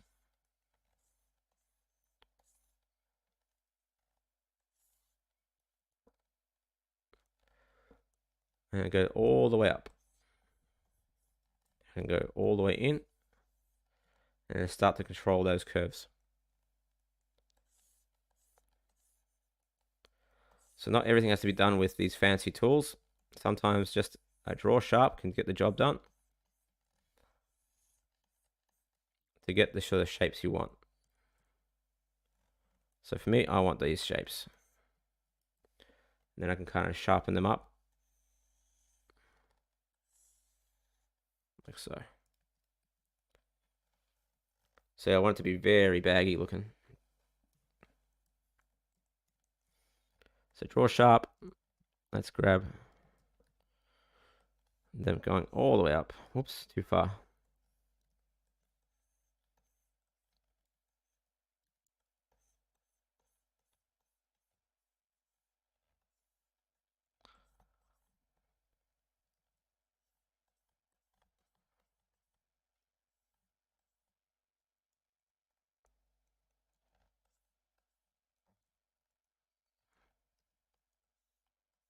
And then also have it wrap all the way around.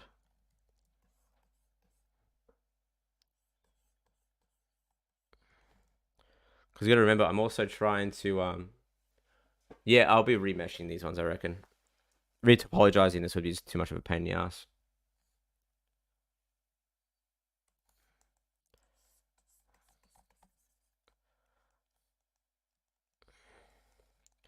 Plus, I want to keep it. I don't want to overthink it this time around. I did everything from scratch with the last Black Curtain film.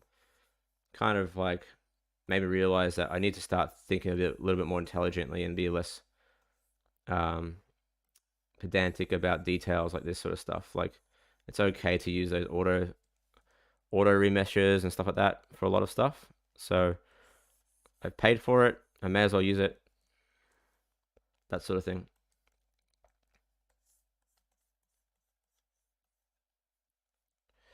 And you can sort of see, like, just by doing it stylized, you start to get a better feel of it as well.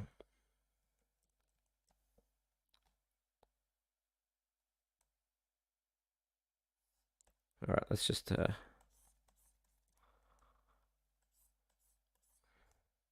another link. You can start to see I'm starting to lose a little bit of detail here. So I can either add in topo, or I can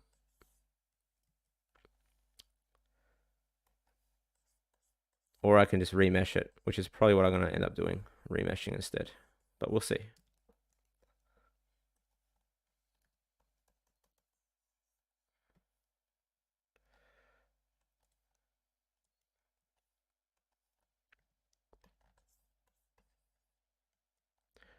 All right, let's get this in there. Cheers, Luigi. Yeah, thanks, Comic Sans. It's coming up pretty good, I think. And it's going to be a bitch to animate, but at least it looks cool. And I'm trying to keep it in line with my overall aesthetic as well. So, oops, let's turn off the topo.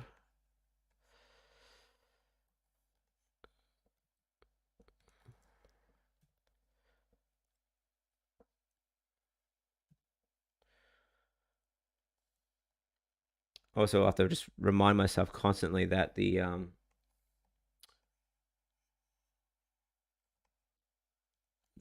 pants, the knees are up here somewhere when I rig it.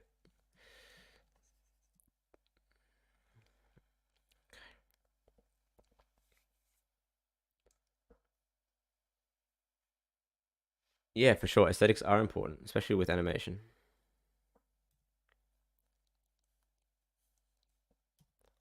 All right. Going back to my reference. So these curves are going to have to go around the entire body. So I'm just going to grab, draw sharp, Also making sure that like these shapes look nice and clean as well.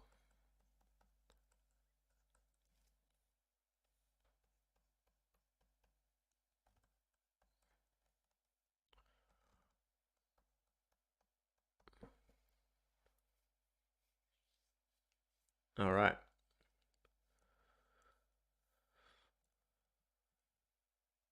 So far, so good. If I pull away, we're starting to get some pretty cool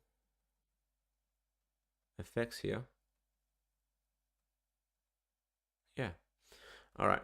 So grabbing the draw sharp, start pulling them around the body as well.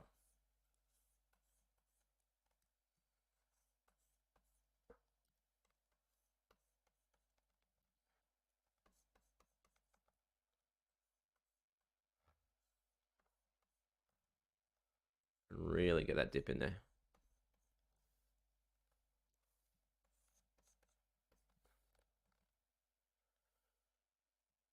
And you can see in the reference, we've got this sort of stepped effect going on there. I'm going to try and get that into mine as well.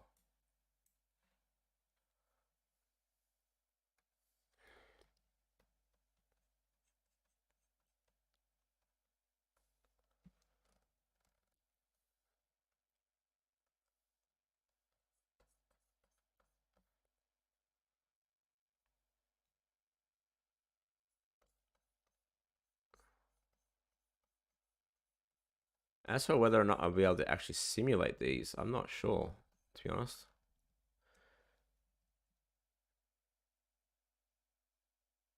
You got to get yourself a uni job so you can pass the basic animations off to your students for homework. Oh, true. I can't do that though, unfortunately, because if that would be the case, it'd be owned by the university. And I do have a university job, so there you go. Cool. So there we go. Getting that in there. What else can we do? I think that's looking good. The only thing I would have to do now is probably refine it just a little bit in terms of just pinching.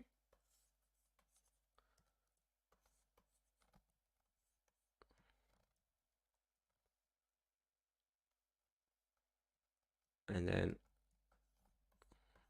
get that going on there.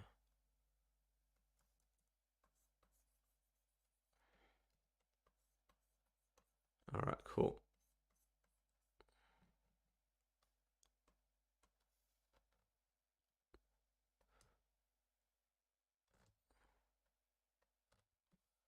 I think that's looking pretty sick.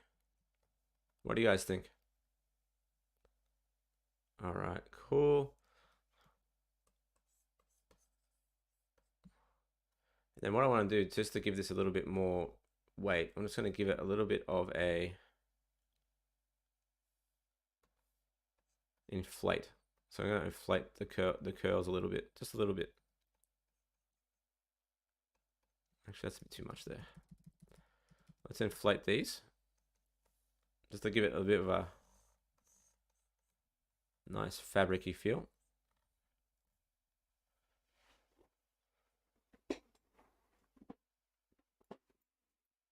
And for some reason, the bottom looks a bit messy there too, so let's just clean that up.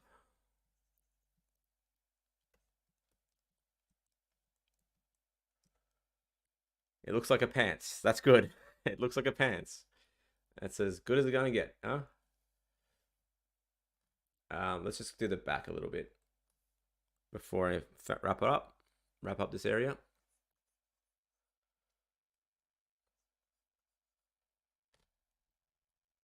I like this part here, so I'm going to keep that going on there and maybe add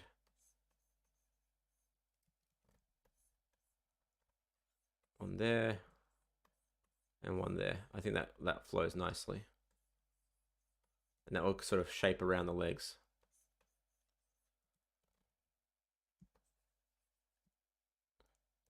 And I can do a knee, like infer where the knee would be, so the knee would be around there.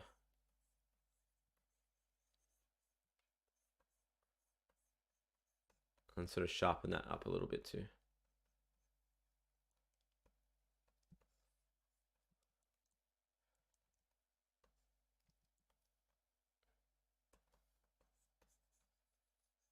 Maybe. That looks a little shit, actually. Mesh deform? Possibly. Have I ever thought about modeling a mecha? Not really. Not yet, at least.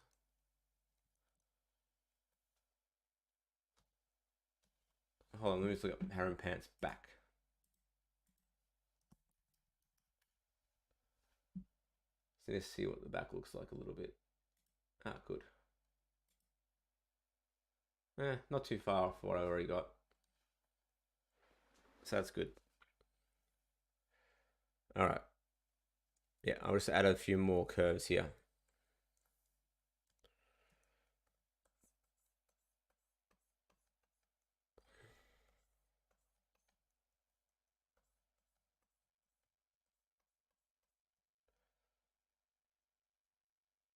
No. But actually, like, I know it's weird to say it. Like, I feel like I've only been in the industry for a fairly short amount of time relative to other people. Like, but then I realized it's already been 10 years. um, cool.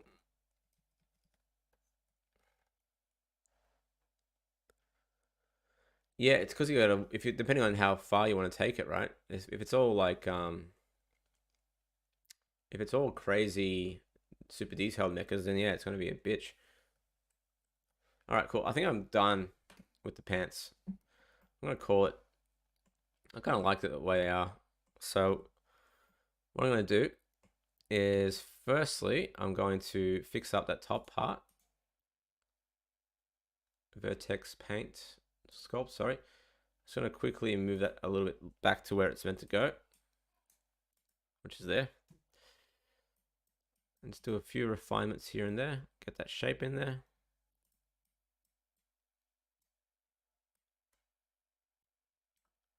Cool. And even the legs have to kind of go out like that. Though, to be honest, I would probably need to bring the legs in for the rigging. So what I'm going to do is just test this out, see what I can do here with the pose tool. Turn on mirroring for this one. And just bring it in a little bit more.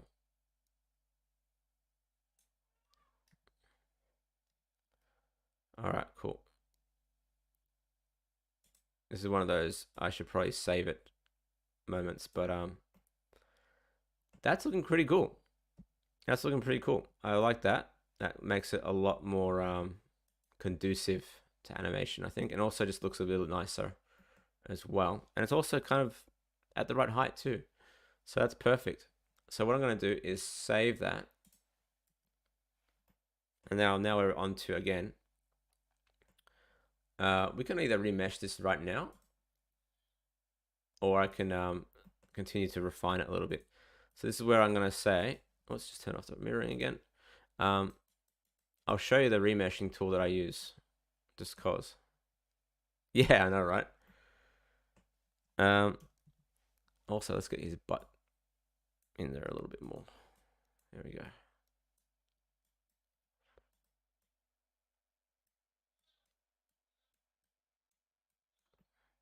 All right.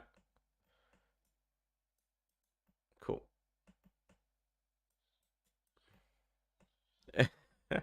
I don't know if you can hear my baby in the background, but she's just waking up and she's in a good mood. All right, cool. Yeah, so we're almost done with this stream today anyway, but I think we made good progress overall. If you look at the start and the end, we've got a full character sculpt almost done, which is really cool. The only thing I'm going to do now is isolate that and just quickly scrape off the top. So it's nice and flat.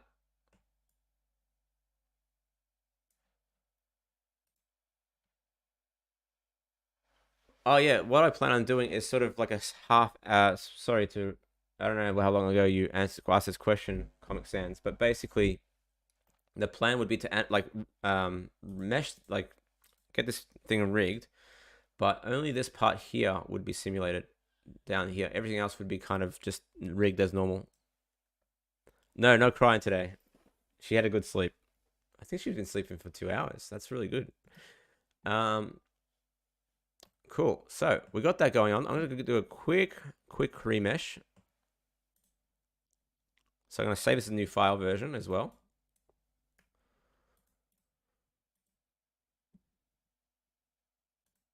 And then just bring down the detail. Cool. So you can see here, we've got that going on still. So actually, before I remesh, I might see if I can just smooth that out normally. Does that smooth out? It does. Good. I think I'm going to leave that then. I don't think I'll need to remesh it then. Oh. Fuck it. Let's just do a remesh and see what happens. Oh, before I do that though, I need to fix up one thing. And then we'll wrap it up for today. I want to get a nice wrap going on there. So draw sharp.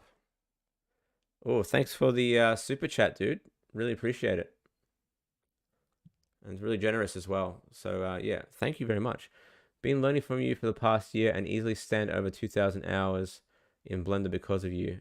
Hope this covers your tuition fee. My tuition fee. Thank you very much, mate. It does. It's really generous, and I really appreciate it. Thank you very much. Let's just get this wrap going like that.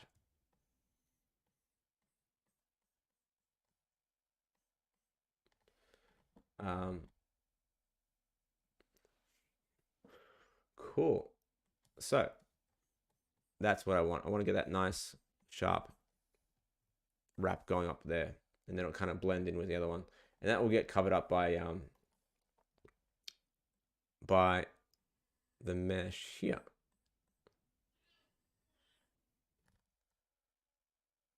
Yeah, that's awesome, dude. You should be really proud of yourself, by the way.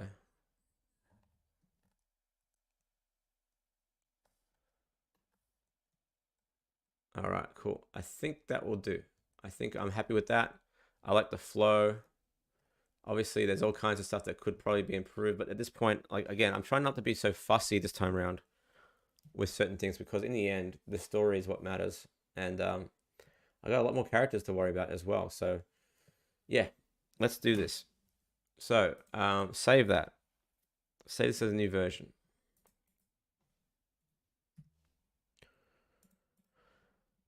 And now let's do a remesh, just a quick one.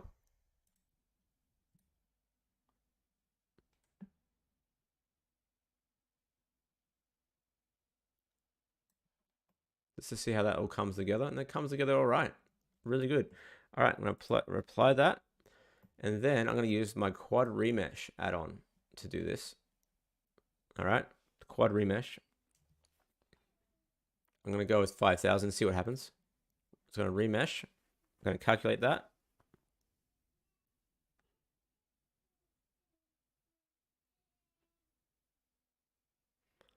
And it worked. So let's have a look and see what the detail looks like. So if I shade smooth this and look at the geometry,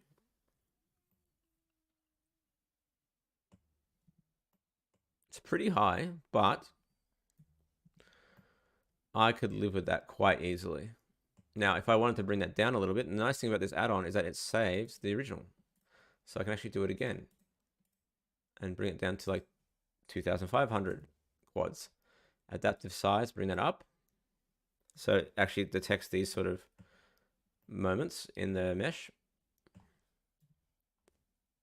And remesh again.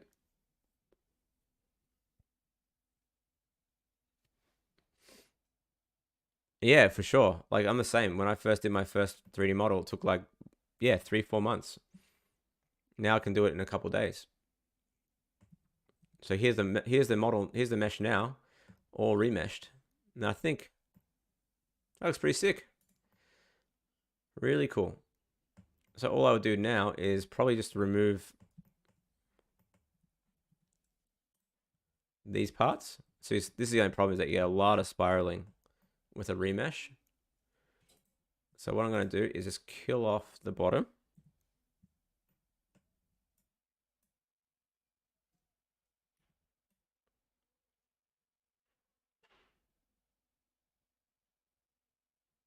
Like so.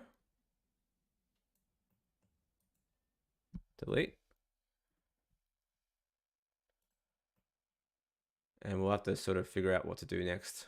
So you got a redirect there that's causing that. So this is the only problem with the remesh, is that you have to sort of do these sort of things. So the other way to fix this would be to go to my original mesh and quickly and carefully cut off the bottom like that. Grab the verts that are opened up now. Scale that. So nice and flat. Do the same thing up here. Delete those. And then let's see if this does a remesh better this time. All right.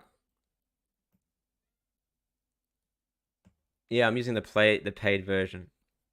Yeah, the quad remesher is just so much better than the Blender's version, so that's why I use it. It can hook that up a little bit closer to his body now too, which is cool. All right, so with that done, let's try and remesh that now.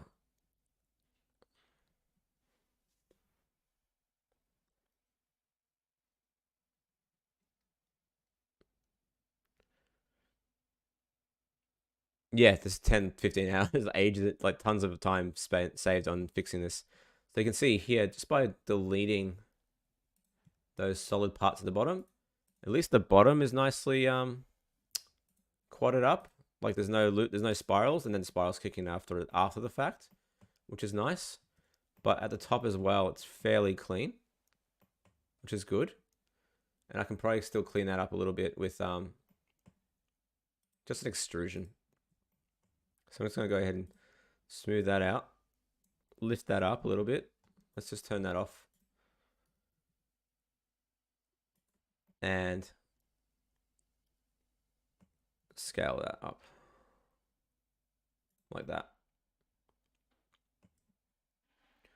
All right, so there's one last thing I'm going to do. One last thing before we wrap it up. And I'm going to shrink wrap the top of these pants to the body here, just to make it look really clean.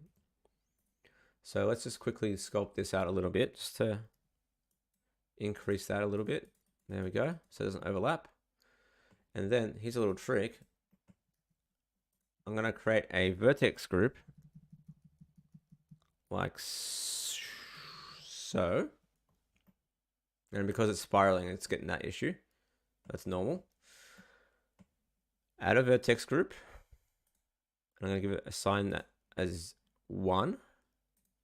Go into my weight paint mode. Weights, smooth. Increase that smoothing iterations to be very, very gradiented. And then I might actually quickly just contract it a little bit like that. That looks good. Hello, good morning. Animate clothes. There's no add-on that I use. So once I've done that, I'm going to go to the shrink wrap modifier. Shrink wrap that to the pants, and you can see here we've got an issue. Set that to group, and you can see now the clothes are now perfectly linked to the thing. And because the group is gradiated, I can now only affect that part of the pants. And now that looks legit. That looks really cool. Cool. All right. That's it for today. I'm going to apply that now. And we have ourselves some pants. Then they're retopoed as well, which is awesome. And I can just go ahead and, if I want to fix up the smoothness of these things now, I just have to sculpt them on the retopo. So I'll just quickly soften out those details. Soften out those details. Get that going. There we go. And I don't think I'm going to change this anytime soon. I think that's pretty cool.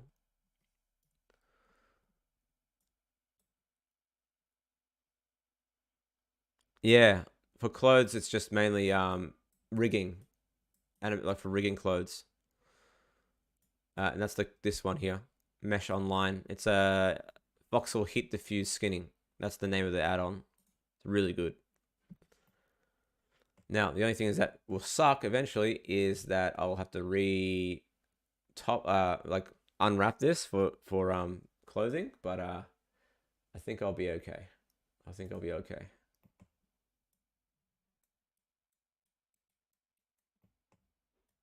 That looks really cool. I'm really happy with that.